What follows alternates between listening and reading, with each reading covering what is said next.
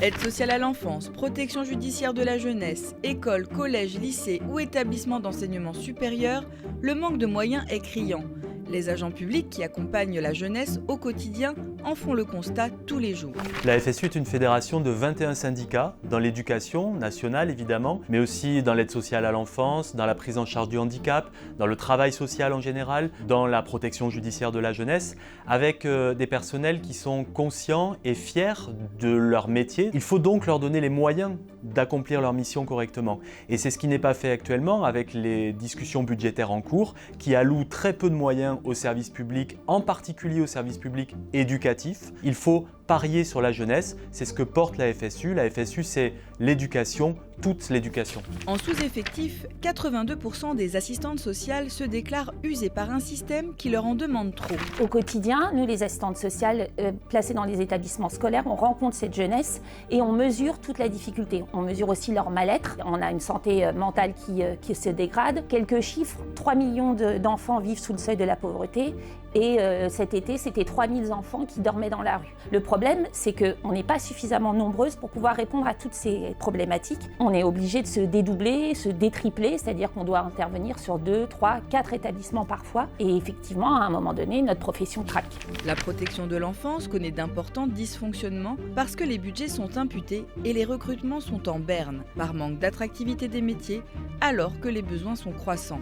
En ce qui concerne la protection de l'enfance, la difficulté, c'est l'augmentation du nombre de signalements d'informations préoccupantes qui explose, avec aujourd'hui 340 000 enfants, un peu plus, qui sont suivis par les services de la protection de l'enfance, en particulier l'aide sociale à l'enfance, qui dépend des conseils départementaux. C'est une augmentation de 50% depuis 20 ans. Et la difficulté, c'est que dans le même temps, on a à la fois des problèmes budgétaires et des problèmes de recrutement, puisque aujourd'hui, entre 40 et 50% des postes d'éducateurs spécialisés ou des postes de travailleurs sociaux qui s'occupent des enfants sont vacants parce qu'on n'arrive pas à recruter. Depuis septembre, les agents de la protection judiciaire et de la jeunesse sont mobilisés contre des centaines de suppressions de postes qui ont eu lieu cet été. Au niveau de la protection judiciaire de la jeunesse, la situation décline. Parce qu'en réalité, on a un discours de plus en plus répressif qui ne correspond pas du tout aux réalités de terrain. C'est-à-dire qu'on n'a pas d'augmentation de la délinquance. Ce dont on a une augmentation, c'est des situations les plus complexes. C'est des enfants qui sont de plus en plus en souffrance et qui se retrouvent avec des difficultés qui s'ajoutent les unes aux autres et qui font que ces jeunes-là, on a de plus en plus de mal à pouvoir les accompagner parce qu'on a de moins en moins de structures éducatives, de plus en plus de structures répressives. Et nous, au sein du SNPES, PJJ, FSU, ce qu'on défend depuis déjà 2023, c'est un abaissement des normes pour pouvoir travailler avec moins de jeunes, mais pouvoir les accompagner plus efficacement. Pour les enfants en situation de handicap, les structures d'accueil et les personnels d'accompagnement manquent.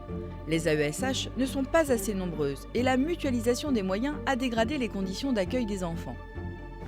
Aujourd'hui, on ne peut pas parler d'école inclusive puisque depuis 2005 que cette loi existe, il n'y a toujours pas d'accessibilité au bâti ou très peu. On est toujours sur la fermeture de plus en plus fréquente des établissements spécialisés, notamment les instituts médico-éducatifs ou de jeunes malvoyants. La politique, c'est de faire de l'affichage, c'est-à-dire qu'on répond aux parents que leurs enfants sont bien accompagnés, mais ça s'est dégradé pour les élèves, dans la mesure où les élèves qui étaient notifiés aide mutualisée bénéficiaient de 12 à 15 heures d'accompagnement et aujourd'hui, en fonction des décisions arbitraires des académies, un élève mutualisé peut avoir 6 à 8 heures d'accompagnement. Donc en fait, on sait bien tous que les enfants n'ont pas tous les mêmes besoins, donc ça ne répond pas au slogan qu'ils affichaient, être au plus près des besoins des élèves.